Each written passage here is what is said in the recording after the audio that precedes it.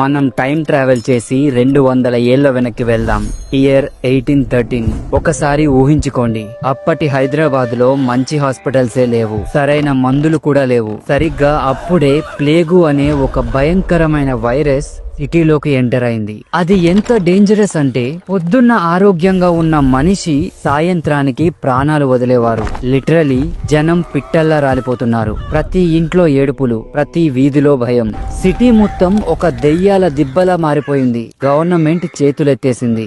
వేల మంది చనిపోతున్నారు. సిటీ ఎకానమీ మొత్తం కుప్పకూలిపోయింది. ఇక దేవుడే దిక్కు అని అందరూ ఫిక్స్ అయిపోయారు. కానీ వాళ్ళకి తెలియదు, వాళ్ళ ప్రార్థనలకు సమాధానం కొన్ని వందల కిలోమీటర్ల దూరం నుంచి రాబోతుందని. అదే టైంలో హైదరాబాద్ కు చెందిన కొందరు సోల్జర్స్ మధ్యప్రదేశ్ లోని ఉజ్జయినిలో డ్యూటీలో ఉన్నారు. కానీ వాళ్ళ మైండ్ మొత్తం హైదరాబాద్ గురించి ఆలోచిస్తోంది. ప్రతిరోజు వాళ్ళ కుటుంబ సభ్యులు, స్నేహితులు చనిపోతున్నారనే న్యూస్ వాళ్ళకి చేరేది. వాళ్ళు ఎంత టార్చర్ అనుభవించారో ఇమాజిన్ కూడా చేసుకోలేం. కానీ వాళ్ళ చేతుల్లో ఏమీ లేదు.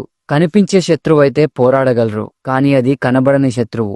అప్పుడే వాళ్ళు ఒక డేరింగ్ డెసిషన్ తీసుకున్నారు. వాళ్ళు నేరుగా ఉజ్జయిని మహాకాళి టెంపుల్ కి వెళ్లారు. అక్కడ అమ్మవారి పాదాల మీద పడి, తల్లి, మా హైదరాబాద్ ను కాపాడు, ఈ భయంకరమైన రోగాన్ని ఆపు, నువ్వు మా సిటీని కాపాడితే మేము తిరిగి వచ్చి నీకు గుడి కట్టి లైఫ్ లాంగ్ బోనం సమర్పిస్తాం అని మొక్కుకున్నారు. ఇది జస్ట్ ఒక మొక్కు కాదు, అది వాళ్ళ చివరి ఆశ. ఇక్కడే అసలు మ్యాజిక్ జరిగింది. ఉజ్జయినిలో సైనికులు మొక్కుకున్నారో లేదో, హైదరాబాద్ లో ప్లేగు వ్యాపించడం ఆగిపోయింది. మరణాల సంఖ్య కంట్రోల్లోకి వచ్చేసింది. కొన్ని రోజుల్లోనే సిటీ మొత్తం కంప్లీట్ గా సేఫ్ అయిపోయింది. ఇది యాదృచ్ఛికమా లేక నిజంగా దేవుడి దయనా?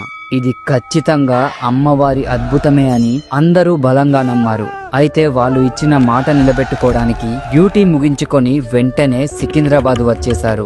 1815లో సూరేటి అప్పయ్య అనే సోల్జర్ లీడర్షిప్ లో ఉజ్జయిని నుండి తెచ్చిన అమ్మవారి చెక్క విగ్రహంతో ఒక టెంపుల్ కట్టేశారు. ఆ రోజే వాళ్ళు వండిన అన్నం, పాలు, బెల్లంతో చేసిన నైవేద్యాన్ని ఒక కొత్త కుండలో పెట్టి డెకరేట్ చేసి అమ్మవారికి సమర్పించారు. అదే చరిత్రలో మొట్టమొదటి బోనం.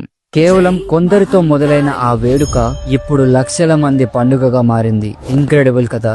ఓకే, ఇంతకీ ఈ బోనం ఏంటి? Let's break it down. బోనం అంటే భోజనం. ఇది అమ్మవారికి మనం ఇచ్చే ఒక గ్రాండ్ థ్యాంక్స్ గివింగ్ పార్టీ లాంటిది. ఇందులో వాడేవి మట్టి కుండ. ఇది 100% ఎకో ఫ్రెండ్లీ, స్వచ్ఛతకు, కొత్త ప్రారంభానికి సింబల్. నైవేద్యం, ఇందులో ఉండేది రైస్, పాలు, బెల్లం. ఇది హెల్త్ అండ్ వెల్త్ ని సూచిస్తుంది. బేసిక్ గా ఇది ఒక డివైన్ సూపర్ ఫుడ్. అలంకరణ, కుండకి పూసే పసుపు ఒక యాంటీసెప్టిక్, వేపాకులు ఒక మెడిసిన్.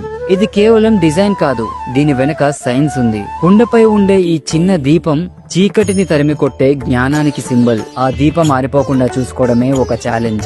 ఈ బోనాన్ని మహిళలే తలపై ఎత్తుకుంటారు, ఎందుకంటే వాళ్లే శక్తికి అసలైన రూపం. వాళ్ళు నడుస్తుంటే సాక్షాత్తు అమ్మవారే నడిచొచ్చినట్లు ఉంటుంది. What a powerful visual.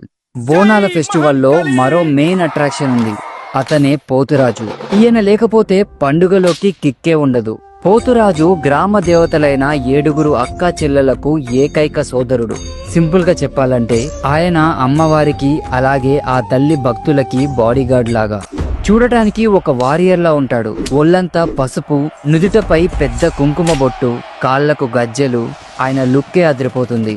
ఆయన చేతిలో ఎప్పుడూ ఒక కొరడా ఉంటుంది. డప్పు సౌండ్ కు డాన్స్ చేస్తూ తనను తానే కొట్టుకుంటూ గాల్లోకి కొరడాను జులిపిస్తాడు. ఈ విన్యాసాలకు దుష్ట శక్తులు పారిపోతాయని నమ్ముతారు. ఊరేగింపులో పోతురాజు ముందు నడుస్తూ అమ్మవారికి, భక్తులకు ఫుల్ సెక్యూరిటీ ఇస్తాడు. ఆయన ఎనర్జీతోనే జాతరకు అసలైన ఊపు వస్తుంది. పండుగ ఇంకా అయిపోలేదు. మరో 2 క్రేజీ ఈవెంట్స్ ఉన్నాయి, రంగం మరియు ఘట్టం.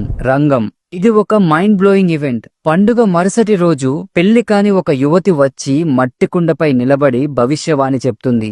ఆమెలో అమ్మవారు ఆవహించి నెక్స్ట్ ఇయర్ వర్షాలు ఎలా ఉంటాయి, రాష్ట్రంలో ఏమవుతుంది అన్ని లైవ్ లో చెప్తుందని నమ్ముతారు. Think about it. ఇది ఒక లైవ్ ఫ్యూచర్ ప్రిడిక్షన్. రంగం అంటే భవిష్యవాణి. నెక్స్ట్ ఘట్టం. ఘట్టం అంటే అమ్మవారి ప్రతిరూపమైన ఒక డెకరేటివ్ కలశం. పండుగ చివరి రోజు ఈ ఘట్టాన్ని ఏనుగుపై పెట్టి సిటీ మొత్తం గ్రాండ్ గా ఊరేగిస్తారు. ఇది పండుగకు గ్రాండ్ ఫినాలే లాంటిది. వేలాది మంది ఈ ఊరేగింపులో పాల్గొంటారు. ఫైనల్ గా ఘట్టాన్ని నీళ్లలో నిమజ్జనం చేయడంతో పండుగ అఫీషియల్ గా ముగుస్తుంది. సో చూసారు కదా, బోనాలు ఒక ఫెస్టివల్ కాదు, ఇది ఒక ఎపిక్ ఈవెంట్. ఈ పండుగలో కులం మతం అనే తేడానే లేదు, అందరూ ఒకటే, అందరూ కలిసి సెలబ్రేట్ చేసుకుంటారు. మన పూర్వీకులు ఎంత స్మార్టో చూడండి, పసుపు, వేప, మట్టి అన్ని నేచర్ తో కనెక్ట్ అయ్యేవే. ఈ పండుగ తెలంగాణ సంస్కృతికి అలాగే ఆత్మగౌరవానికి సింబల్. అందుకే కదా మన ప్రభుత్వం దీన్నే రాష్ట్రీయ పండుగగా ప్రకటించింది. And that's a huge deal. ఆగండి, బోనాల గురించి ప్రచారంలో ఉన్న ఇంకొక స్టోరీ కూడా చెప్పాలి. ఆషాఢ మాసంలో ఆ జగదాంబిక తన అత్తారింటిని వదిలి పుట్టింటికి వస్తుందట. అంటే ఆ కైలాసాన్ని వదిలి మన దగ్గరికి వస్తుందంట. అండ్ ఇక్కడ ప్రజలు అంటే మనం ఏమని ఫీల్ అవుతామంటే అమ్మవారిని మన కుటుంబంలో ఒకరిగా ఫీల్ అవుతాం. సో ఊహించుకోండి, ఒక కూతురు తన అత్తారింటి నుంచి పుట్టింటికి వస్తుందంటే ఆ సందడే వేరు.